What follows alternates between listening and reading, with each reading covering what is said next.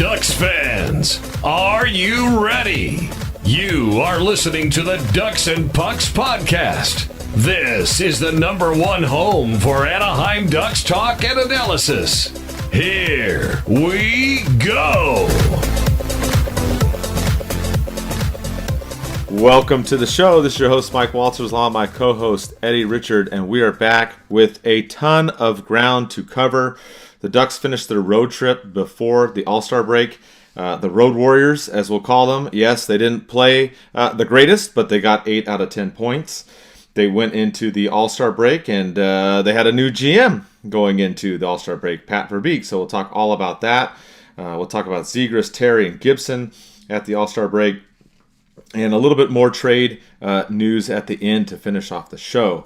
But before we get started with all the news, we have our special co-host, Rockstar Eddie Richard, that went to Vegas and partied up during the All-Star break. How are you doing, Eddie? You're telling me that you're still recovering. Yeah, I'm still recovering from my Vegas trip, and you know what? It was a coincidence. I went out there for All-Star weekend, and then I guess the Pro Bowl was out there too that weekend. But it was actually my buddy's birthday on February 4th. So happy birthday to my buddy Josh. So yeah, we went out there for his birthday. Had an amazing time, a blast. I mean, it's Vegas. Drank a ton, and then our flight didn't leave until later at 7:30. So we drank all that day too, and then we came back home and my girl picked us up from the airport and then drank more that night. So, yeah, I've been feeling I'm feeling the effects of Vegas still. It didn't help me going out and drinking after my games last night. So I'm like, too much drinking. It's just, this is a hockey podcast, not a drunk podcast, but I'm slowly turning it into it. Yeah, man, you partied it up. And for me, I'm pretty boring. I didn't really do anything. I just stayed home and watched games and whatnot. Nothing super exciting. Sorry, guys. I'm kind of boring right now, but yeah, that's fun though. You save money. Yeah, that's true. I have been hanging out at home and drinking at home. Just a lot of stuff going on in the real world right now that I have to attend to. Other responsibilities, right? But that's kind of the way things go. So still able to catch up on all these games. And what we'll do is we'll do what we normally do, go through the games here on the road trip real quick.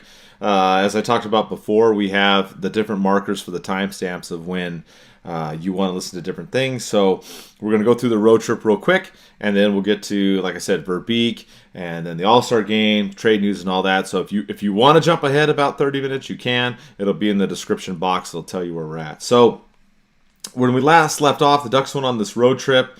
They ended up doing very well. They earned 8 out of 10 points. They ended up taking out Boston on the trip, which was probably their best game. They got Terry and Fowler back from COVID. They built a good lead. They ended up winning. I mean, Boston did fight back. But, overall, this was a good game for the Ducks. You saw Derek Grant getting in the action on the power play on there. And the Ducks were able to win this one. Gibson getting his third all-time record in wins. He tied Jonas Hiller with the victory in this game. So overall, good game for the Ducks to start the road trip, Eddie. The play kind of went down, but at least they started off good. Yeah, it was a good game. Boston, I would say, is a cup contending team, or maybe not a cup contender, but they're a playoff team, and they're projected to go deep as long as injuries and stuff like that doesn't happen. But yeah, it was good to see the Ducks take out a team like this that, on paper, they're better than the Ducks. Obviously, they have a few of the superstars that they have. They just played a nice, solid game. It was nice, and he saw a great pattern get his first of the season with the Ducks, so that's always good for him. A player like that, that's kind of your seventh defenseman on the taxi squad. He's going to be up and down from San Diego through the whole season. He doesn't really seem like he's going to earn a spot bearing any injuries happening. So it was good to see him get a goal and get into the action and help the Ducks pull out that 5-3 win. Now, the best part of this game wasn't anything that happened during the game. The best part was Foligno talking some trash to Drysdale, and then Gibson coming over and getting in his face, Eddie. This was hilarious. You had no D'Lo in this game because he had been out for the boarding thing. You had no Manson, right? Because of the COVID stuff. And Gibson just goes off on Foligno. It was hilarious. I mean, it cracks me up when Gibson takes that role. Like he'll just, we've seen this before in games. We've seen him clothesline people, get in people's face. I loved it, man. That was the highlight of the game for me, getting in there and basically cussing him out. I mean, were you not cracking up at that moment? Oh, yeah, that was awesome. I was hoping for a goalie fight. I really want a goalie fight. That's just like my ultimate dream, to be live at a stadium and see a goalie fight. I always say that every time I go to the game, or one of the Ducks games. But yeah, that was pretty funny. Gibson going over there and kind of just calling him out and stuff like that, like protecting his teammate. That's good to see. And it's good to see Sam Carrick go over there and drop the gloves with Foligno too. And I'm glad Foligno dropped the gloves. That's a warranted amount. It's like, all right, you're trash talking our rookie. Now our goalie's in your face. Okay, you have to answer the bell. So that was fun to see. Yeah, that was the highlight from that game. And that was the best game on the road trip for the Ducks. They then went into Canada. You know, they were without Dallas Aikens, too, on this trip because he was in the protocol. And then Canada's got, their different rules than the U.S. and whatever. So he wasn't in there. We had different assistant coaches taking over on this trip. The Ducks started out okay against Toronto. You had Sam Steele kind of get a crazy lucky goal in the beginning, but then Toronto turned it on. They built a 3-1 lead. Looked like the Ducks were probably going to get knocked out of this game. They were horrible on special teams, giving up 3 power play goals while shorthanded 4 times. Got into penalty trouble in this one, but they were able to pull out a point. Silverberg scored. Lettieri got a late goal as well. And they ended up losing this one in bonus hockey, but the Ducks got fortunate in this one, Eddie. They were able to pull out 1 point. Yeah, it's good to see them fight back like that too. Like usually, there's some games in the past we've seen the Ducks go down like that, and it's a shit show after that. But it's good to see the Ducks have that perseverance to actually go and try to get back in the game, to get that 1 point and force it to a shootout. Gibson played amazing, making his 41 saves he made in this game. Just outstanding performer, and that's why he was named 3rd star of the game. But yeah, it was a good, like, the best part about this game, just seeing the Ducks, like I said, just come back and force that shootout. Yeah, absolutely. I mean, they were able to, come back and at least get a point in this one. So, like you said, the Ducks did rally, even though being down and whatnot. But, they were able to do it in this game and at least get a point, keep the streak going in this one. And then they continued their road trip in Montreal, where they actually started out very well in Montreal. They had 3 goals in the first period. You had Sam Carrick again getting an early goal, Cam Fowler on the power play, Troy Terry on the power play. Ducks looked really good in the first period against Montreal, and then after that, it got crazy. The second period was a battle back and forth. Montreal got a couple goals. Trevor Zegras doing his thing. Of course, the highlight of this game was Zegras doing the Michigan.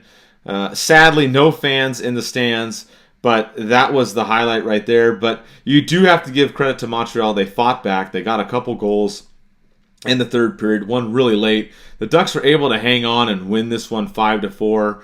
Again, not their best game. They almost got outshot 2-1, 40-24 shots on goal. But I mean, the good thing was the Ducks got out to a great start, Eddie, and I mean Zegras. We had the Zegras right earlier in the season. At least that's what he likes to call it. And then here you had him doing the Michigan, and just holy crap, man. This kid is just amazing, and the Ducks pull out this win. Oh, yeah. I think fatigue was their worst enemy this game. I think they were just tired from the game before. But, yeah, I don't think anyone's going to remember the Ducks winning this game or who scored or who did what. I think the highlight was Zegras finally he did the Michigan. He actually – and it was great because it was just all in one motion. It was so beautiful. Like, you have to watch it over and over and over again. It's just – yeah, this kid's amazing. He's already blossoming into a superstar. The Ducks really got lucky. You know, it's funny because I met a couple in Vegas, and they were I had my Ducks jersey on during that Saturday, and he was talking to me about how they're Kings fans, how he was like how much he hates the Ducks, but they both like Zegras. And he's not. I had other Kings fans, people I play hockey with, that tell me the same thing. Like they hate the Ducks, but they love Zegras. So it's like we got lucky getting him. He even said he wished the Kings would have took Zegras, but it's just it's the way it is. We have a superstar in the making. He's gonna be an anchor for this team for years to come. And I can't wait to see what else moves he tries to pull during the games. Yeah, yeah, dude. Oh we have to talk about that too. About the well, I guess we can talk about it now. I had it planned later, but the dude shirt, right? Since you brought it up, the Ducks had sold out like in 5 or 6 minutes on the first drop. They only had about 200 shirts made. I found out they just did a second drop, which was only about 500 shirts. And I will tell you guys that I was able, because I was free, to get some shirts on the second drop, and I will be giving away one shirt to somebody. So we'll figure out how we're going to do that, but I might as well just throw it out there now. So we will be giving somebody a dude shirt, extra large. On maybe all the platforms will do it. I'm not sure exactly how we're going to do it yet, but just stay tuned for that. I was able to get 2 of them, and Eddie wasn't, but we talked about it last time about giving it away, so we will do that. Dude. But yeah, I mean, was Zegras, Eddie? I'm just like, I mean, we haven't even got to the All-Star stuff yet. I'm just amazed with this kid, man. I mean, it's just awesome. That play, the way he did it. If you hadn't seen it too, Emily Kaplan had that interview with him on ESPN, which was fantastic stuff. I mean, I don't know how you can hate this kid. And I know that there's a lot of hate out of Detroit, unfortunately, on him because of the Calder Cup, or Calder Trophy, excuse me, that race, which, whatever. I don't really give a crap about the Calder Trophy, in my opinion. It's not a big deal. If Zegras gets it, great.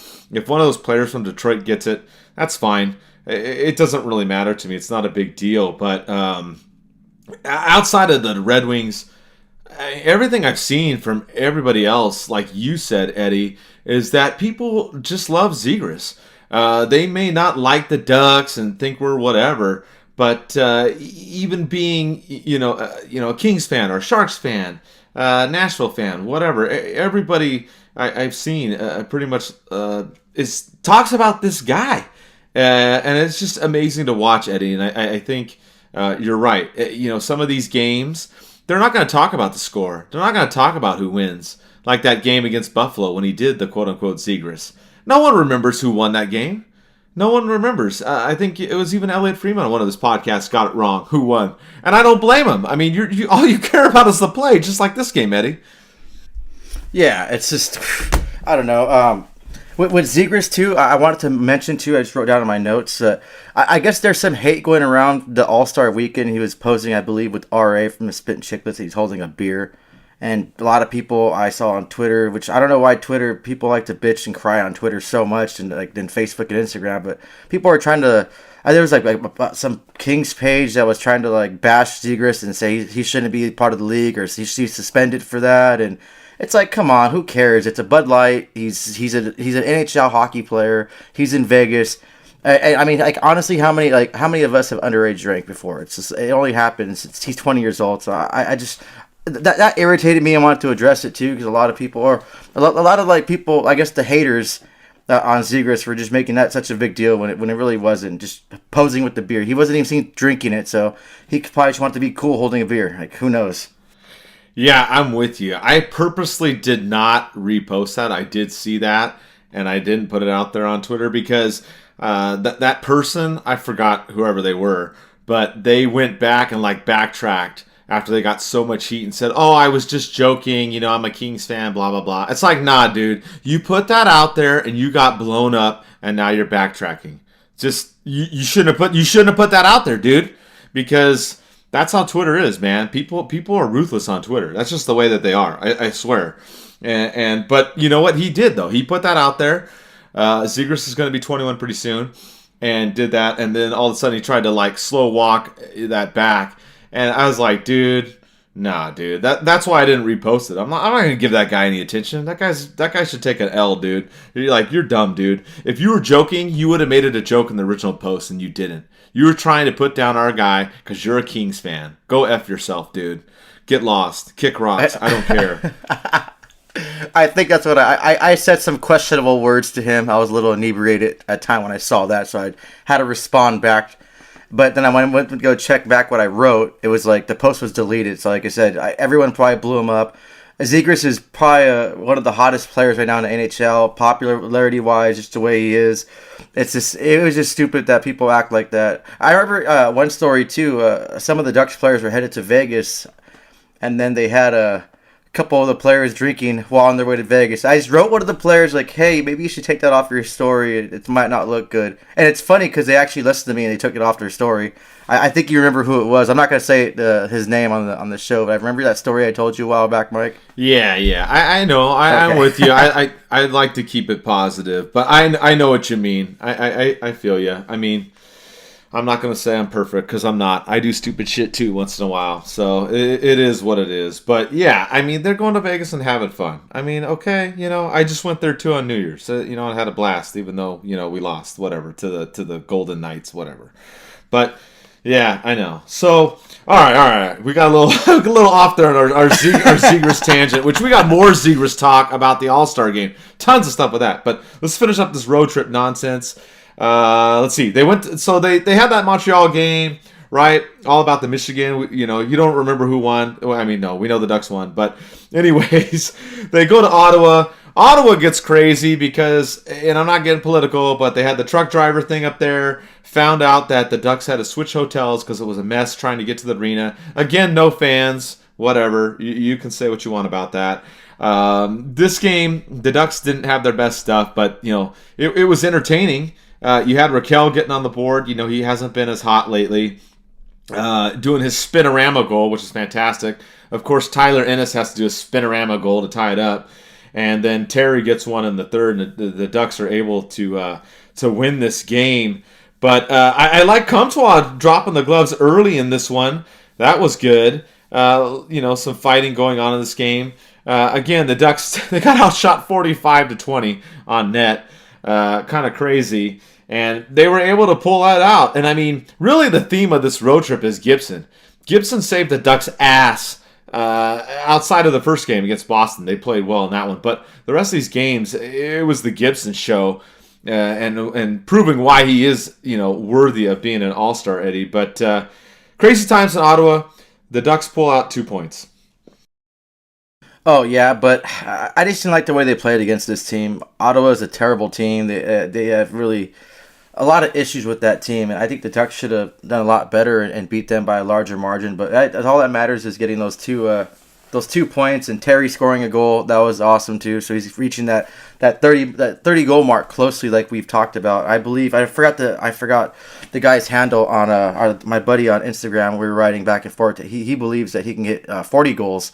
I'll go back and look in the message, and I'll give you a shout out for that one too. So let's see. Hopefully the 41, but at that 30 goal mark that we talked about earlier in the season, or earlier in the shows, looks like it's going to happen pretty soon. But yeah, I wasn't too happy with this game though, and like you said, it was all the Gibson show. Gibson stole 2 points for them, and they should all buy him, especially a beer. More alcohol talk. Yeah, exactly. I mean, he did. He stole him 2 points in that game. Of course, Manson got hurt. We later found out that he went out on the IR, unfortunately. So that's kind of what's going on there.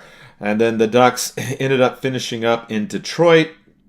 Again, we're playing the Red Wings. A lot of hate from their fan base on Zegras on social media. I don't have time for that crap, so you guys will see me. I don't engage in that stuff. I'd rather just promote our team. I don't have time to go on Twitter and try and start wars with Detroit Red Wing fans. Some people feel that that's what they want to do, and that's what they want to, try to instigate stuff in their free time by talking trash to the Red Wing fans. Hey, if that's what you want to do, that's all you. Go for it. I just don't have time for that. I'm sorry, but in this game, again, the Ducks did not play well, only getting 15 shots on goal. Dylan Larkin scoring at the end of the first period. You had Raquel, like we talked about, starting to warm up a little bit. He got a goal. Then this game went to overtime. There was that disputed goal at the end of the third period. It was kicked in. Pretty obvious.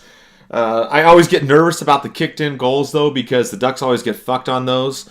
That's just the way it is. I mean, let's be real. The Ducks get screwed on these goals usually. So when they called it back, I was shocked. I thought they were going to count it. We were going to lose and like whatever. It is what it is. We get cheated out on those most of the time. So the refs actually called it right.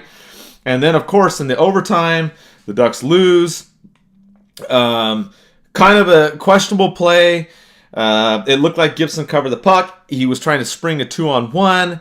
They said no, that he covered it. They blow the whistle. They do a face-off, and then they score off the face-off, and everybody's all pissed off. I mean, I don't know. I mean, I wasn't happy with that ending, but at the same time, the Ducks did not play well in this game. Let's just be honest. They didn't again. And they got outshot 28-15 in this one. And again, Gibson's the one that kept him in this. I mean, good Lord. Like, are you going to load up the other, 20 players on the team and just throw them on the frickin' Gibson's back? I mean, it's ridiculous. But, he got the Ducks a point. I know he was pissed off at the end and was going off. Well, not going off, but he was looking at the ref all pissed off with the call. And I know a lot of you blew us up on Twitter. I get it. But the Ducks had no business going to overtime in this game. They got lucky to get a point. I'm not really that upset. It is what it is. They just, they ended up losing. I think the only good thing really about this road trip besides Gibson playing so well is Henrique did come back on this road trip, played in a couple games. That was good. Dallas Aikens was back in this game against Detroit.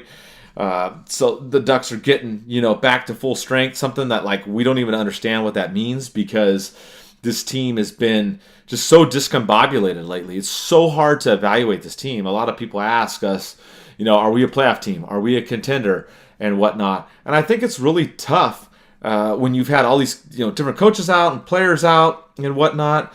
It's difficult, but somehow, some way, the Ducks scrape out 8 points out of a 10 on this road trip, Eddie, not necessarily being 100%. You got to be happy with that. Yeah, they didn't play their best, but hey, you got 8 out of 10 points. You're still fighting it out for the top 3 spots in the Pacific, and that's where we're at. Yeah, you really can't ask for more from this team. They're playing really great. Everyone's clicking. They seem like they're having a lot of fun. But I just don't get all the hate that Zegras gets from Detroit fans. This is fun. It's really exciting for the game. You have 2 electric rookies going head to head, and the Red Wings have that one defenseman too. I want to say his name is Sheeter. That's playing pretty lights out for them. So it's going to come down to Cedar, Raymond, or Zegras. But I think, obviously not just being biased, but I think Zegras takes it. But yeah, this game was just kind of weird. The Ducks should have had it. Who knows if the ref didn't prematurely blow the whistle and that 2-on-1 when it went the other side. I'm pretty sure the Ducks would have scored and ended up getting 2 points in this game. But unfortunately, one of those plays that happened, the refs screwed the Ducks, and they just ended up losing this game. The best thing is we still got a point out of it. We had a good road trip, so you can't really complain about that. Yeah, exactly. And then to kind of transition now into our team updates and whatnot and all of that after that road trip. Like we talked about, Manson is injured on the IR. We got Milano was back at practice. We saw that. We had Ryan Joseph Williams, on Instagram asked, do you think Milano will start when he comes back? I think he will. The Ducks are finally back in action on the 11th against Seattle, so I think Milano will be back in. Don't bet the farm on that, but I'm pretty sure he's going to be back from all the signs and everything. So that's one thing that's good with the team.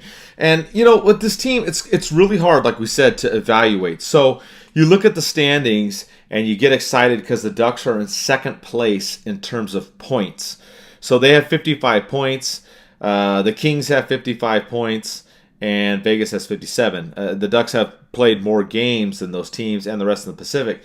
And I know we post the standings a lot and we get excited and we're like, oh, the Ducks were in first or second or third or whatever. Well, the reality is if you look at the Ducks and you look at the winning percentage, the Ducks actually aren't in the playoffs right now. I know that's crazy, but if you go to NHL.com, you look at the conference standings, and at least at the time that we're recording this, you put in the percentage of wins, you'll see that the Ducks are down there at 9th. So you got Colorado, Minnesota, Nashville, St. Louis, Central teams, Vegas, Calgary, LA, Edmonton, and then the Ducks. So the Ducks are on the border right now of making that playoffs or not. And that's what Eddie and I talked about. If you remember way back in the beginning of the season, we said, hey, that's what we think about this team. They might make it. They might not. They're not a contender. It's kind of iffy right now. They're getting points. They're not playing well, but they're getting back to full strength. So looking at this team right now, it's crazy. And then we have to see what's going to happen in February. They don't play a lot of games this month, right? So the other teams are going to kind of catch up in their games. And we'll see what happens. But I mean, what do you think right now, Eddie? A lot of people ask us, playoffs. Where do you think that, with everything going on, with where the Ducks are right now, how do you feel about this team? I mean, it's fun to watch. We didn't have any hopes beginning of the season. We thought this team was going to be where Montreal or Arizona were in the bottom of the standings, battling out for the first overall draft pick. At this point, I want them just to. It seems like they're going to either squeak in the playoffs or barely miss it. At this point, I say just to try to squeak in the playoffs. You never know what can happen in the playoffs. You saw Montreal go to the Stanley Cup final, and no one thought they'd have a hell chance to do that. It's never gonna hurt if they barely squeak in or barely miss. They're not gonna have a chance for top 5 draft picks. So might as well just get in there, get some experience for all these young guys that never played a playoff hockey atmosphere, and just get that experience. So next season, I feel like they'll be a Stanley Cup team, or not a Stanley Cup team, but a playoff team where everyone's expected. That's the expectation that they should have. And in a few more years, who knows? This team, when everyone's really blossoms, Zegras really comes alive. You have Terry going on a tear. It's one of those things though, Mike. It's just the Ducks seeing these games, having Gibson stand on his back. If he goes down with injury or if he gets burnt out, it's just where you see this team happening now. Are they just going to start tanking, or I don't know. But it's right now. I'm just gonna ride it with the funness and enjoy watching these games, and let's just keep our fingers crossed that they squeak in the playoffs and hopefully just get some magic and take it from there. I mean, playoff hockey, you never know what's gonna happen. We've seen a wild card team take out a stacked roster. I'm talking about Columbus and Tampa Bay when they pretty much swept them in the first round. So you never know what would happen in these playoffs. Yeah, that's absolutely true. We've seen teams get hot later on and then carry that momentum into the playoffs. So I feel like the Ducks can go either way. I mean, there's a lot going on with this team right now. I feel like they could maybe jump up and get one of those top 3 seeds in the Pacific and maybe surprise some people. Or, they could fade away too. I mean, it's just like anything right now. It's really crazy, but it's fun to watch this team. Very exciting. We'll get to the Verbeek news here in a second, but just real quick, we are part of the Old City Sports Network now. I don't know if we mentioned that before. They have a sponsor, Body Check Wellness, and it's Check, CHEK, wellness.com. You can go on there, type in OCSN Capital for a discount. Check out their products as well. We have a couple other sponsors we'll mention at the end of the show. And a lot of good things coming up with this show. We've made a lot of friends with a lot of other podcasts. You may see Eddie and I doing some podcasts with other people covering other teams and whatnot. Kind of in the works of trying to figure out some things. And we have some other bigger news that'll be coming down the road. Unfortunately, I can't talk about it now, but a lot of good things for us, so stick with us. It's going to be exciting times around it. There's a lot of new things going on with just this whole thing that we've been doing. So it's been a long road, but just keep with us, and we'll keep on rolling. Some exciting stuff coming down the road. So before the All-Star break, we got a lot of news about the GM stuff. We posted some articles about it coming down, and it really sounded like it was going to be Verbeek. Kind of at first, kind of a surprise, but no. And then he was the favorite. And then it came out the day before that the Ducks announced that he was going to be the GM. And then they announced it officially on Thursday of last week. And the Ducks had to ask Detroit for permission to talk to him, which they did. And I'm really excited. This was great. I mean, I didn't know if the Ducks were going to go on the inside with Solomon, Nonish, and Madden, but they didn't. They went with Verbeek. I'm very happy by this. What did you think, Eddie? What was your first reaction when they said, hey, we're going with this guy? I was like, finally. I was relieved. It's finally over. We have a new GM. We can get the ball rolling. He has ample time to figure out what's he going to do and how he's going to mold this team. He's pretty lucky to have a team like this that was kind of built, and we see it blossoming, like I said, to something great. I'm excited. I'm excited to see what he brings. He has a lot of experience with other GMs and seeing how they built their championship teams like that are drafted well too. Over there in Detroit, how they drafted those two, like we talked about, Cedar and Lucas Raymond. It's just an excitement thing. Like, we have a new GM, we can finally get the ball rolling. We had a committee of great minds that had input in it, and I trust them making the best decision for the Ducks. I'm really excited to see the moves he's going to make and see what he can either like bolster this team up and hopefully bring us another Stanley Cup championship. Yeah, I sat in on the press conference and just through Zoom and whatnot, and I like the stuff that Verbeek was talking about. He talked about building the Ducks up to being a Stanley Cup winner. He talked about the Samuelis, their commitment to winning. And he also admitted, he's like, yes, this team is in a rebuild. They're in the middle of it, and he wants to take this team forward. You mentioned Detroit. He also helped Tampa Bay as well. He said it took about 5 years in Tampa Bay. He hopes to maybe make it sooner, with the Ducks. And he wants to, build a really strong relationship with Dallas Eakins. So, I mean, I liked a lot of the stuff that he said, and that led to a poll question. That's why I asked you guys, what did you think? With Verbeek in here, where or how long would it take for this team to get into contender mode, right? And I had, let's see on here, on this poll that you guys participated in, it was 38% said that it would take 2 years. You had, 27% saying a year, 19% 3 years, and then the rest was split up between 4 years or a range of 2 to 4 years. So what do you think, Eddie? What is your take? Now that he is in there, where do you think, how long do you think it will take the Ducks to be a threat, in the playoffs like we were for several years before? I think 2 years. 2 years would be a good amount of time. I don't know. The Ducks played a hell of a lot better this season. A complete 180 from the seasons before.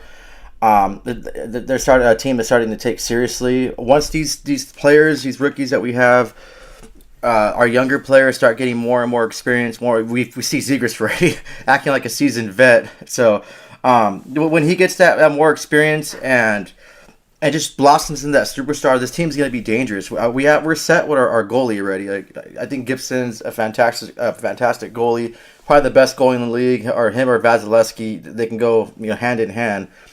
First or second best, you can't complain with that. But yeah, I think 2 years, if maybe 3, but I don't know. I think the way this team is going and how they're playing and they're improving on every little thing, I'd say 2 years until like a legit threat where everyone's going to be like, okay, well, we have to watch the Ducks. We're heading to Anaheim or we're playing the Ducks. I just wish they would increase that physicality a little bit more to kind of intimidate teams more like the old school Dirty Ducks back in the day. And I really wish they would do something with these shots on Gibson, just facing all those shots continuously. That's how injuries happen. That's how goalies get burnt out. But it seems to be working for him. I guess he's holding his own. He's playing lights out. Yeah, I'm with you on that too. It feels like the Ducks need to work a little bit on a couple things. Offense, right? Getting more shots, more forecheck, putting that pressure not so much on the defense and on Gibson. I think you're right on that. That's part of the issue. Sometimes they talk about the best defense is a good offense. And even though the Ducks got 8 out of 10 points on this last road trip, outside the Boston game and maybe the beginning earlier in the Montreal game, but the offense was kind of lacking, or at least the forecheck pressure. If you look at all the puck possession stats for the Ducks, they weren't really good on the road trip, to be honest. A lot of them minus 50, in the 40s for the Fenwick and the Corsi. So not so great on their forechecking, and that's a big thing I think that this team needs to work on. But I think the Ducks can do it in 2 years. I think the biggest thing that kind of sold me too on some of the discussions out there was Paul Kariya. He was talking about Verbeek. From what he said, that Pat Verbeek was at the beginning of the list when they started this search. They love his work ethic. They said he's a really good judge of talent, and it seems like he's got a lot of stuff going on, too. He looked at this trade deadline already, and he said that he has 10 to 12 scenarios that he's already looking at for this team. So, this guy's already done his research. He's looking at things to make this team better and figure it out. He's on it already. So, I like what I'm seeing on there. He talks about the younger players, how they've got to train hard, they got to work on their conditioning and their strength. And he just really seems like he's a go-getter. I mean, in the beginning, I didn't think that he was one of the people, and then you kept hearing his name. It was kind of obvious that he was going to be the one because everyone was saying he was the front runner and the finalist and whatever. So I'm excited. I think that they can do it within a couple years. I'm really curious to see what's going to happen at the trade deadline. A lot of fan questions about that, which we'll get at a little bit later in the show. But I'm excited. It's a new era in Ducks history. We move on from Murray. I really think with this team, the only way to go is up. The owners had Niedermeyer in the mix. They had Correa in the mix. We found out that Solani was in the mix on the committee. Niedermeyer is now a special advisor for hockey ops, which is awesome. Correa was talking about being available, saying that they could call him anytime. I talked to Teemu Solani recently. He never wanted to be GM, but he wanted to be part of the process and have some influence in there. So who knows what role Correa and Solani will have with the team coming up in the future. But I'm really happy that the owners leaned on them. Of course, the CEO and Aaron Tietz as well, and looked at all of that to put this together. And a big thing, Eddie, is they did what you and I said. We talked about getting a GM before the trade deadline. You and I harped on that in the last show, and we said don't do it last minute. Get one a little far in advance. They got one in the month of February before the trade deadline in March. So I really applaud the owners for getting it done. I think they had a great selection committee. And I'm very positive about this team. I mean, even if the Ducks don't make the playoffs this year, I won't be upset. I really think that this team is going to be a contender for several years to come, Eddie. Oh yeah, you know what? Let's talk about something that put a smile on my face for now. Don't you love seeing Correa just being part of the Ducks organization again after all those years of him just not wanting to do anything with hockey? It's just from the retirement to seeing him part of this committee and how open he is. It didn't call him any time for anything. It's just a matter of time before he gets a position with the Ducks, and it's just awesome. I don't know. I think it's amazing to see. We all grew up watching him. We knew how instrumental he was to the Ducks, and Solani is Solani. He's loved worldwide. I think if someone doesn't like Solani, they have some personal issues because I don't know. I think that's one of the things that's really cool to see. Like you said, seeing this team ready to move forward, building this, what's going to happen. It should be an exciting time for the Ducks. It's going to be. You should be excited. I'm excited. I think the fans are excited. But man, it's just that trade deadline is going to be nuts, Mike. I know I'm going to get off work, and I'll be up at 5 in the morning when it starts.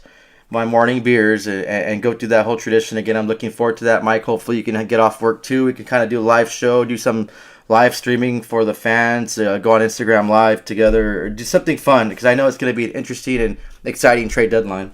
Yeah, and we do have that in the works. There's a few things about doing some live stuff. I know a lot of you asked about that, so we are working on that. I gotta check my schedule. Right now, I don't even remember what my schedule is that day, but I'll figure it out. If I gotta get off work, I'll get off work. I'll figure it out, and we'll cover it. We'll have some good stuff going on for that as well. And yeah, I mean, it's exciting times. I mean, the big question right now, there's two big questions really. One is what are they going to do with Madden, Nonish, and Solomon? As far as we know, they're going to keep them for now. Obviously, there's been some GM stuff going on with other teams out there and some hunting and whatnot. For positions. I hope they keep at least Madden and Solomon, right? I know Nonish is kind of the one that's not been as critical for the team, right? Madden's been the big, engine behind the draft and the scouting and all that. And obviously they brought in Solomon for the contracts and the analytics, which, the Ducks under Murray had issues with, and hopefully they get that going. So I'm really excited that I hope they keep at least 2 out of 3. I don't know who Verbeek's going to bring in. Like we said, he did make Scott Niedermeyer, the special advisor to hockey ops, which is a fantastic thing. I'm really curious to see what kind of role Solani and Korea are going to have with this team. They're obviously going to be involved, but it's exciting times. I mean, you have to be pumped up right now. I mean, everything with this team, no matter how they do the rest of the season, I feel that this team is trending upward, and I'm just like so pumped up right now and excited for the years to come, Eddie. I mean, I'm just on an emotional high for this team. I really can't explain it. I just I'm just positive, and I think a lot of good things are going to come for the Ducks, Eddie. Oh yeah, I'm looking forward to it each and every day. I'm really excited and looking forward to the trade deadline. I know the last few we were just kind of like, okay, waiting. I remember that one. What was that one? I got up. I'm waiting for something to happen. I think you were. I don't know if you were off work too. I don't recall, but it was just like nothing happened besides one little trade, like a minor league trade. It's like, okay, like come on, you could have traded, got some assets, got some draft picks, but you just, I don't know, drinking in your office or something like that. Like, man. But yeah, I'm super excited. It's a good time to be a Ducks fan. I know we had a few seasons where it's like it was really hard. For the people that stuck around, good for you. And if you didn't, I mean, welcome back. It's exciting. I think Zegras is really putting the Ducks on the map.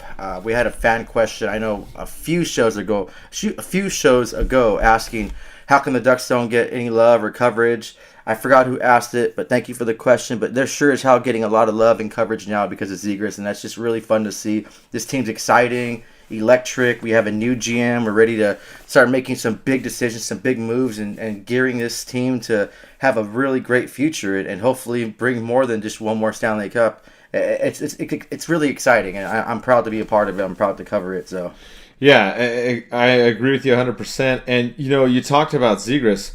Holy crap, man! We should talk about the All-Star break. I mean, dude, he does that breakaway shot, and I saw it, and I was like, what the fuck did I just see, man? That was amazing. He's blindfolded, does a 360, and still scores the puck with his freaking dodgeball uniform on. I'm like, what the hell is this shit that's going on? I mean, that was amazing, dude. That thing was insane. And then they don't say that he won. I'm like, that is a bunch of bullshit. I'm like, that was ridiculous. That I don't think anybody can ever top that in a breakaway challenge ever. A 360 blindfolded and you score, Eddie. I mean, I'm sorry. I don't think anybody can ever beat that. That was so amazing. Oh, that was... I couldn't believe it. And one of those videos you're watching over and over and over and over again. He just keeps blowing the Ducks up. I don't know what else he can do more. And you know what? Like I said, he's gonna try some of these new tricks, that stuff he does in games. It's gonna happen. I love his confidence. Maybe his cockiness. You have to like it. It's fun to see. And he's really bringing the Ducks on the map and really blowing up Southern California hockey too. You have a bunch of people trying his moves. I'm trying to do the Michigan. I'm trying to do the his Zegras assist, which, and it's funny because one of the games a few weeks ago, I attempted the Zegras assist to one of my buddies because he was calling for the puck. He's right there. He knew what I was going to do. I got the puck up over the net, and I thought he was going to bat it in, but a defender came in there, got in his way, and it went off the defender's stick and it went into the net. So I did a modified Zegras assist. I haven't hit it yet, but I think that's my goal. But I'm trying to hit that Michigan. But it's just cool to see this kid is making even me as a grown-ass adult that's 35 watching this 20-year-old do stuff like that. I'm like, wow, I want to try it. It makes me feel like a kid again. But this team is just, it's nuts. Zegras is absolutely crazy. That was the best, and that was the winner, like hands down. That was the winner for that All-Star breakaway challenge, or skills, whatever it's called. It just, yeah, he definitely got robbed. It sucks, but it is what it is. I had a lot of fans too. So I was out there for that weekend that were hockey fans, different fans, talking about Zegras, chopping it up with them, and everyone had nothing but good things to say about Zegras and how he's fun to watch, and everyone was looking forward to seeing what he brings to the All-Star game. And it's only a matter of time. You know, well, not a matter of time. I think next year he will make the All-Star game, so that's going to be fun to see. Yeah, I mean, just amazing. I mean, you had gritty doing the Zegras during the mascot games and scoring a goal. I mean, you have everybody doing this stuff. You have all these funny ass videos too. You had him and Gibson. And Gibson saying that he would pay him $500 to do the worm at center ice, and then Zegras is like, "Nah, I'll take 50 grand." And then Gibson's so funny. He's like, "Hey, it's the All-Star game, All-Star weekend. Do whatever you want, and he's like, "No way, dude. No way, dude." I mean, it's just so funny. I mean, if you hate this kid, I mean, dude, get lost. I mean, you gotta love his personality. He's so funny. I mean, he just loves the game. He's full of life. Hilarious stuff going on. Plenty of videos out there. We posted a couple other videos they had of him taping sticks in the locker room, going out and skating with some of the kids and stuff. And that's what it's all about. I mean, yeah, he scores goals and he does funny stuff and he's a big influence for the team. But there's also things out there where he's teaching younger kids to do stuff, and he's not afraid to do that. He's not standoffish. He's not arrogant. He's trying to build the sport for the next generation. He's going to be around for a long, long time, but he's still already building up for the next generation. And that's what kind of reminds me of how Teemu was. Teemu was really big on that. We had Gretzky before that. We had Mario Lemieux before that. It's just amazing to watch what's going on right now. We had JOCAEL_AK Joe ask us, thoughts about the future of Zegras with the Ducks. I really think the sky's the limit with this kid. I think that he's going to be a team captain in the future. If not right away, maybe an alternate captain and then the captain. I don't know. I mean, he's done so much already. He's already done, the quote unquote Zegras. He did the Michigan. In that one interview, he was joking about scoring a goal with the butt end of his stick. I'm like, what the hell, dude? Like, he did that spin around blindfolded. I mean, it's like Michael Jordan shooting a free throw, right? When he closed his eyes way back in the day. I'm kind of dating myself, but I don't know, man. Like, I don't know what this kid's going to do. And I think the future for him is going to be huge. I think he's going to really help put the Ducks more on the national spotlight, on the map. We've been neglected a lot. A lot of you know that. And I think he's going to help us with that. And I think he's going to carry this team.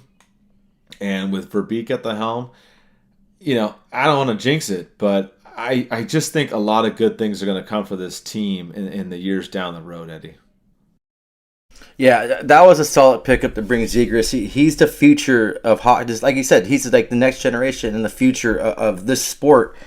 And the sky's the limit for him. And he's not going to quit his personality. You could tell how much he loves this game. He loves being on the team, and his teammates love him. I heard interviews saying that he doesn't shut up. He calls everybody dude, but they love him. They love his personality. It's just he's gonna be our next Solani. Everyone's just gonna love him, and it's like you said, the sky's the limit. I'm excited. Like I said, I feel like a little kid again. Watching this player, it's fun to see. Even Gritty took impressed to him and did that Zegras assist. But I don't know. It's gonna be fun to see how he can blossom up and what he can really bring to the table. And he's still a rookie, so we haven't even seen his true potential yet. And he's this good as a rookie, so it's just those points are gonna come up. He's gonna lead this team into the stratosphere, and he's gonna hopefully captain our team one day and lead us to multiple Stanley Cups.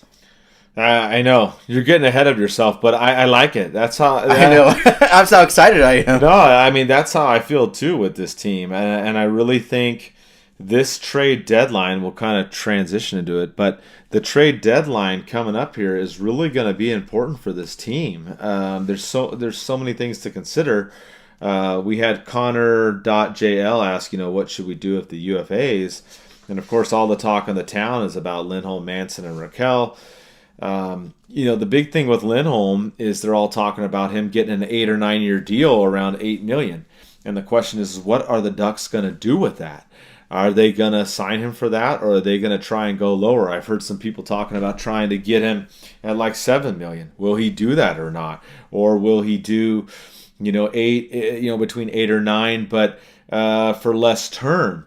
I don't know. It's a tough thing, but I think that's a big part of what the Ducks want to do. We had a couple of fan questions too. We had B. Lowry 17. What do you think the first move is by Pat Verbeek? Obviously, the first move was getting Niedermeyer in there as that special advisor, but I think he's asking more about player-wise. I really think the trade deadline, for me, I think it all centers around Lindholm and what the Ducks are going to do. I think his value is obviously still up there. At times, he may not have played as best as he could this year, but it's up there. It's higher value than Manson and Raquel. Raquel started scoring recently, but we remember Raquel's value was ridiculously high last year, and Murray screwed up, man. I mean, he could have got a lot for Raquel last year, and he didn't do it. So I don't think that he can get as much. Manson, now he's out hurt. Sounds like possibly his finger, according to Jeff Ward. But he's out and he's injured. That doesn't help.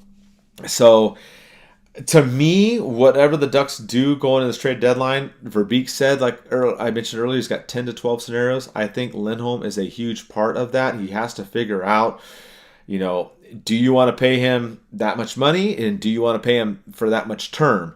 I think he has to figure that out and then go from there, Eddie.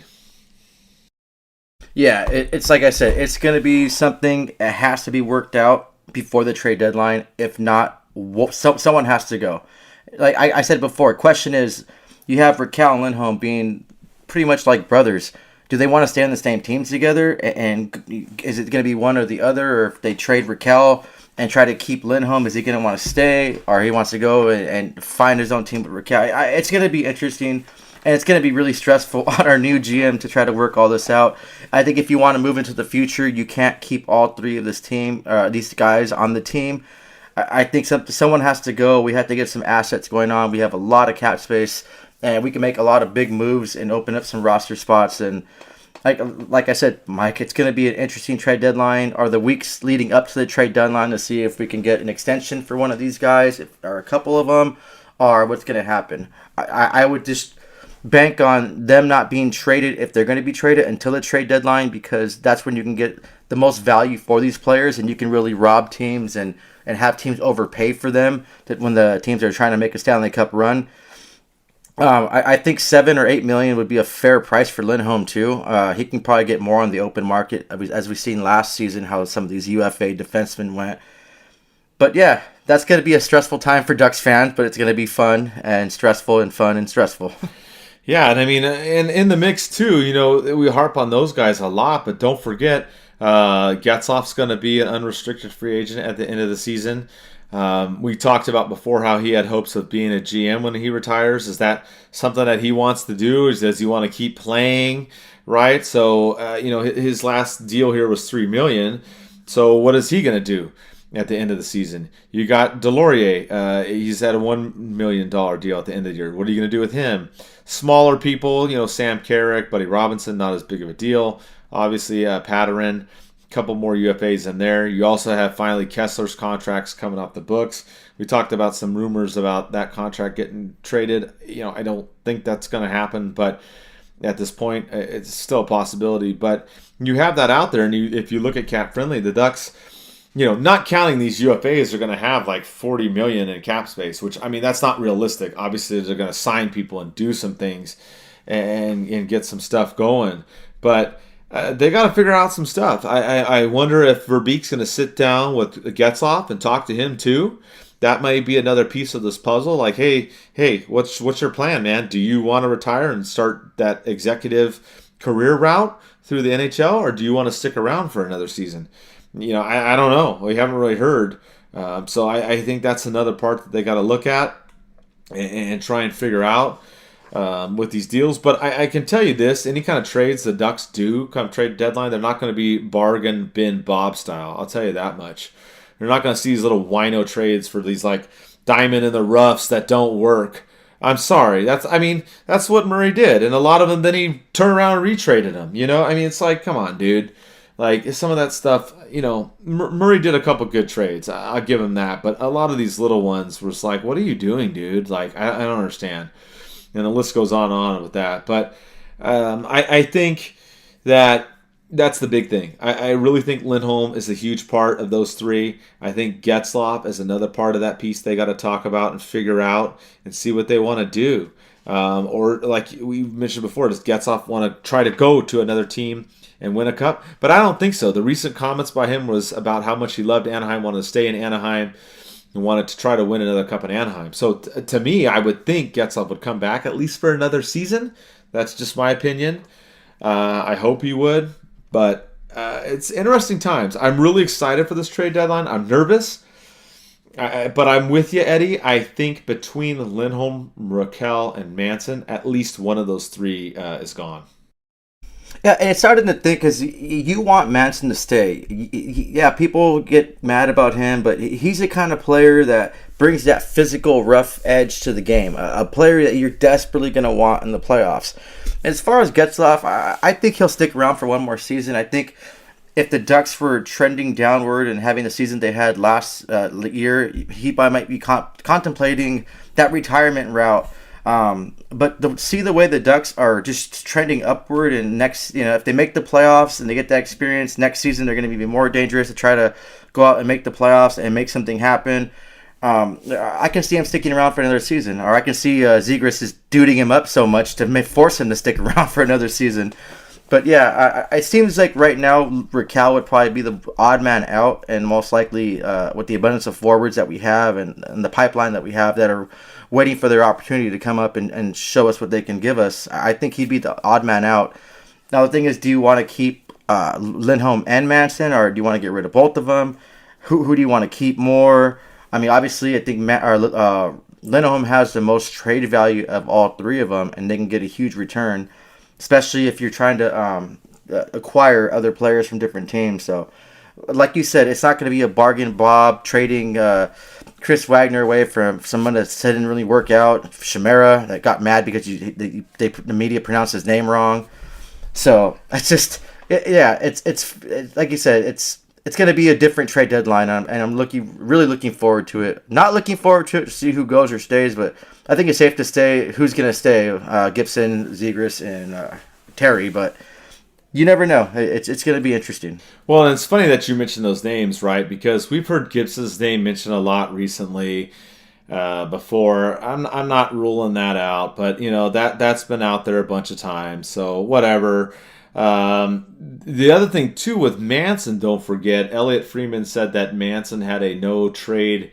He has a no trade clause, but they said that one of the teams listed on there was Toronto, which Toronto keeps getting thrown out there all the time with Manson. That's been going on for years. So I don't know if Manson would waive that and go to Toronto or not, but obviously he holds the cards as that's one of the teams apparently that he can't get traded to. So they've got to figure that stuff out between those.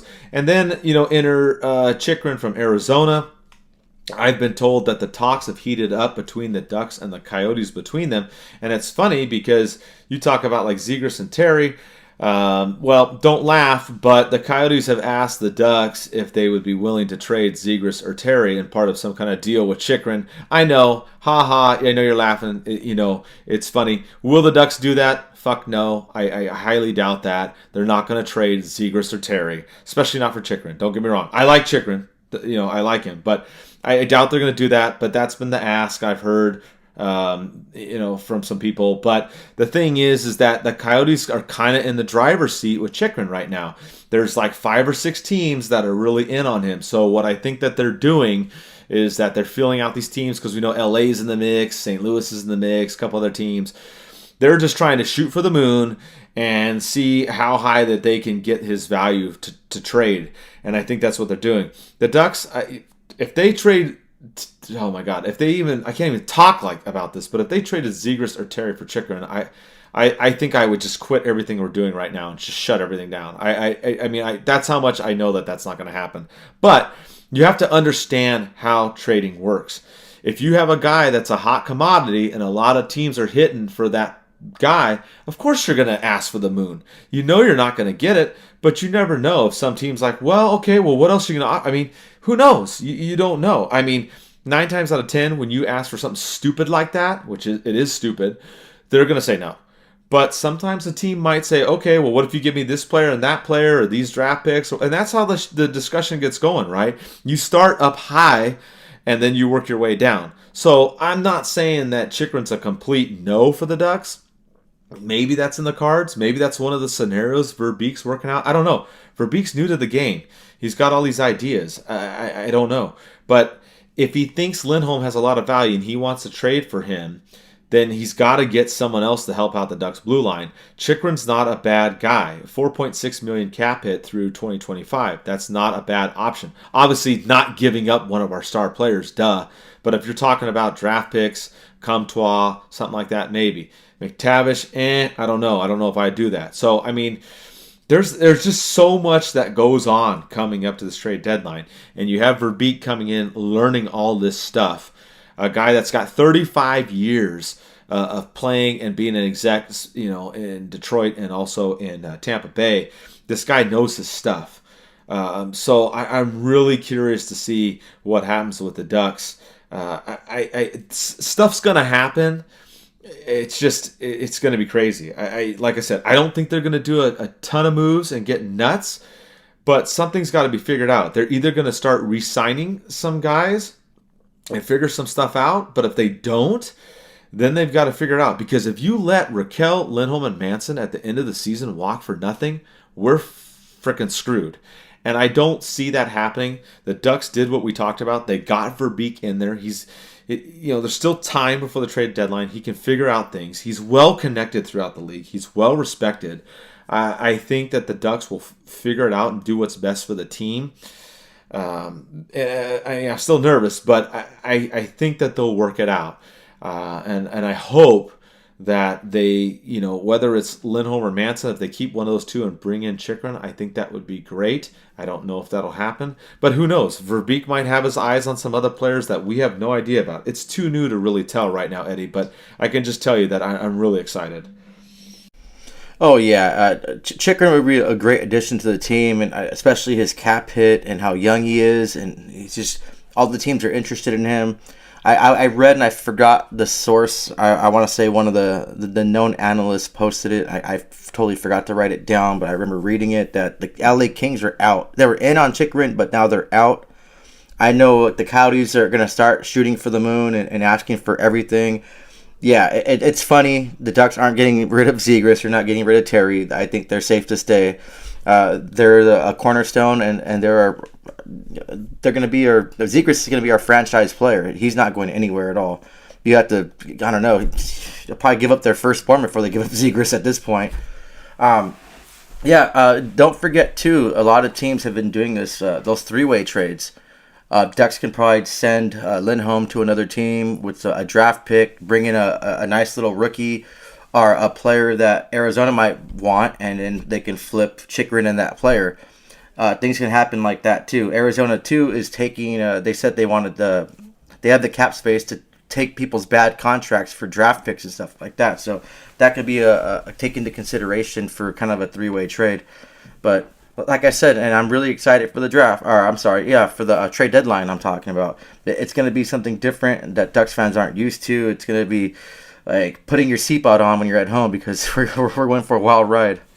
I think you're exactly right. I think we're in for a wild ride. That's exactly right. I mean, this team is on the cusp. Percentage-wise, they're right there on the edge. A lot of games got to be caught up because the Ducks have played more. So a lot of stuff to keep in the background there. And now that the team has finally got most of the players back, they've gotten out of this COVID protocol nonsense.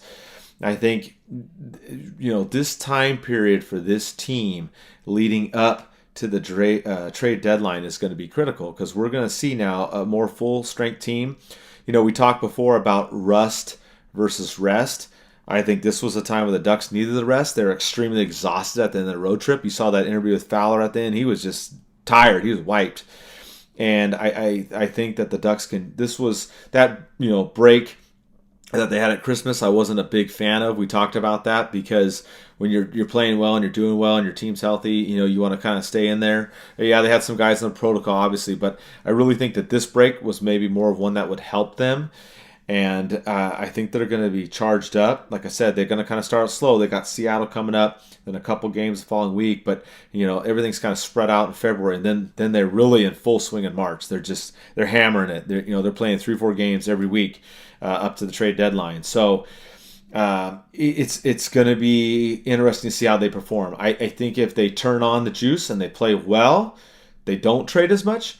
But if they tank, then maybe the selling starts beginning. So, man, it's just crazy. There's just so much to sit here, Eddie, and anticipate in the couple weeks leading up to the trade deadline. Yeah, there's so much uncertainty, too. You don't know what's going to go on. You don't know if the Ducks are just going to just start tanking or start losing steam. It's right now it's all up in the air. Hopefully this rest will help them and they continue their route of being the team that we're seeing. If not, it could backfire on them. They could just, some teams would take that rest and kind of go the other way with it. We have to wait and see with that. But I keep harping on it because I want everyone to be excited about it. Because I'm super excited about it. The trade deadline. It's going to be it's going to be really fun, Mike. I really hope you can get off work. I think we'll have fun with the fans. We can start drinking at 5 a.m. It's going to be one of those things that it's just, oh man, I can't wait. I'm looking forward to it. I definitely won't be at work, even though I started working a lot more lately because I'm going out to a lot of trips. But definitely that day, I'll suck it up. I won't go to work, and I'll be up at 5 a.m. and I'll be on the Ducks and Pucks accounts and keeping everyone entertained and occupied and trying to make it fun for the fans.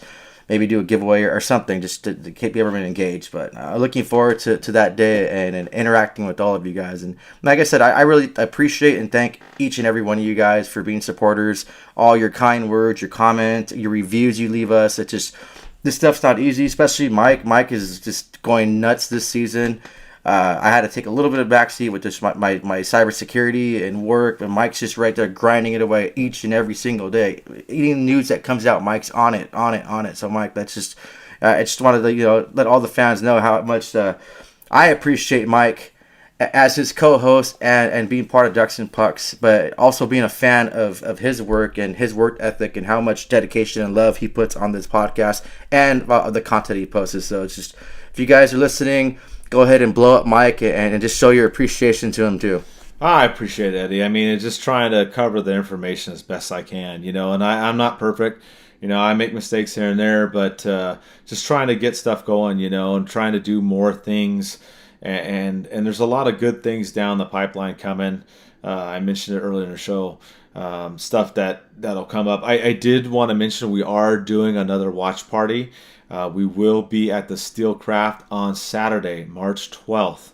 We will be doing that again, hanging out. They got the big screen out there. It sounds like Phil Hewlett will be there that day as well, pending his schedule. He is extremely busy. It looks like Saturday is his best day, so we will have a watch party. It's outdoors.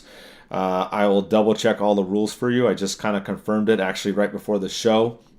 I know a lot of you have been looking forward to doing that. We were going to have one, if you remember, at the Steelcraft right before all the crazy COVID stuff. So we're back out there. I like doing it there. There's lots of seating. I think the screen is like a 100-inch TV or something. I can't remember. It was just ridiculously stupid huge. So we will be bringing that back. We'll go hang out, just kick it. They're playing the Devils that day at 4 o'clock on the road. So I'm looking forward to that. And we may do a second one. I don't know. Just trying to figure out scheduling. It's just very, very difficult. Eddie is so busy. I'm so busy. But we're looking at that date. So I'll end up putting out something more official on that. And we're trying to do more giveaways. We did a good one on a Ducks jersey on Instagram. By the way, I love you guys on Instagram. You guys are just killing it. We're at almost 10,000 followers. You guys are amazing on there. We gave away the jersey. It was Patsy Lemon that won that jersey. And we'll have more giveaways, especially on Instagram. You guys have been just stupid good to us. Facebook, you've really been good to us too as well. And we'll throw some stuff on Twitter as well. But that's all. That's the plan. At least have another watch party. Do some more giveaways. I had a couple people recently. They donated a whole bunch of autographed stuff to me that is Ducks related. And I'm gonna start giving it away to all you guys. That's what I like to do. I get joy out of you guys getting stuff from us. So I'm going to start giving away even more stuff online to people. And I appreciate all the people we have that do the writing for us and whatnot. I know we have Mario and Aaron. They help handle the games. Eddie, you handle the games too. I can't cover all of them. I'm not always on Twitter. I mean, I try to do most of the day-to-day stuff, but you guys help me out a lot with the games. Thomas, that if you're listening, you write so much stuff, it's ridiculous. I can always count on you, especially with the goal stuff and the prospect stuff. Thomas is just stupid good with all his stuff. He covers so much stuff because I just don't have time for that, and he really helps us out with that. So I appreciate his efforts too. And we got another writer that actually used to be with Pucks of a Feather, where a lot of you guys don't maybe remember, but that's where I started in the very, very beginning. I worked for Pucks of a Feather, and then I moved on and started my own thing. So they reached out to me, so I'm happy. So that's another thing too. If you want to write for us, more than happy for you to join us. Just hit us up on Twitter, Facebook, Instagram, whatever.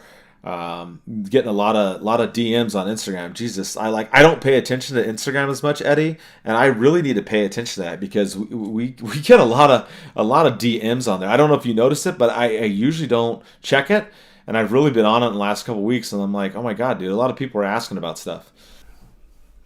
Yeah, you know what? That was kind of my department. I was supposed to handle most of the Instagram stuff, but like I said, my schedule is just really hectic, and it's just like my schedule now. I'm working more, so just work.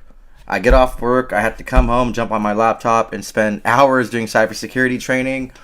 And then, of course, I bombard myself. Had to go play my beer league games. Like on 4 or 5 different teams, so it just gets kind of like overwhelming for me sometimes. And it just, I don't even have time to breathe sometimes. Like today, it's just is one like day. I missed a hockey clinic today. Just if we can do this podcast, it's just like my schedule this week is just going crazy. But yeah, I'm looking forward to the watch party too. It's always good to hang out with you guys. You always have the best things to say. We always have the best of times. I will go and try to see if I can bring my girl to that watch party, even though she's a Kings fan. So you guys could. I'll try to make her cheer for the Ducks. So see if I can pull that off. I'm pretty smooth, so I think I can make it happen. And then that bet too, that my birthday present's coming up on February 25th, Mike. That Ducks and Kings game. The Ducks better win this damn game because I do not want to put on a damn Kings jersey at all. I might have to throw up or get really inebriated and black out and put the Kings jersey on it if the Ducks don't pull this off. Oh man, that's a tough one, man. I know. I never want to do those bets. They're always rough. I hope she has a Dustin Brown jersey because I wouldn't mind wearing his jersey because I like him as a player. I met his sister when I was in New York, so that was pretty interesting. I didn't believe her at first, so she started showing me pictures and everything. I'm like, holy crap, that's kind of awesome. But yeah, I really don't want to put a Kings jersey on. I've never done that in my life. I don't know why I made that bet, but I'm confident and our boys that can pull it off. Hopefully, Zegras pulls the Michigan and the Zegras assist the same, twice in that Ducks versus Kings game. But it's going to be a really a fun game to be at. The atmosphere in those games get crazy. The fans get crazy. It's going to be awesome. Mike, thank you for those birthday tickets. And then I'm going back to Vegas the very next day. So it's going to be a long weekend for me, but it's going to be fun. And I do plan to jump off the stratosphere again. And I'll probably be wearing a Ducks jersey, so that's going to be pretty fun. You got to videotape that. Yeah, you know what? I have they have this little watch thing where you put on, so you just it's kind of weird because you're just videotaping your face. I wish they had a drone that just watches you just jump off. But I don't know. If you guys haven't tried it, jumping off the stratosphere, I'm afraid of heights. I hate heights, and I drank a lot before I jumped off. But once they open those windows and they put you out on that ledge, it's instant sobriety right there. You're just like, what am I doing? But once you jump and you're falling, nothing else in the world matters. It kind of reset my whole mindset and everything. That's when I dropped all the weight and just changed my whole kind of lifestyle.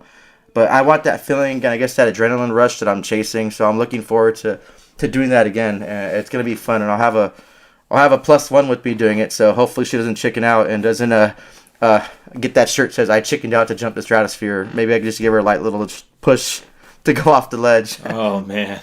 You got more guts than me, dude. I cannot stand heights at all. That's crazy. So, Yeah, a lot of good stuff coming up, guys. A lot of fun, like we said with this team. So we'll be back. I don't know when we'll see. Depends on if there's more news that breaks. I mean, there's been a lot of news in the last week and a half or so with this team. So and I apologize for the inconsistent programming. It's just kind of the way it is. Eddie and I are just crazy busy this year, so we're trying to just get the shows out when we can. So make sure you check out our other sponsors too. We got Bucked Up. .com. Use DucksNPucks 93 for a discount. We also got Z-Stack Life for your multivitamins. Put in my name, Mike, for a discount there as well. And then, like I said before I close out, check out Old City Sports Network. Super happy to be part of them. Jesse's doing some great things over there. And going to help take us to another level. So, and again, thank you for the support and everything. We'll be back in a week or so, and let's go Ducks.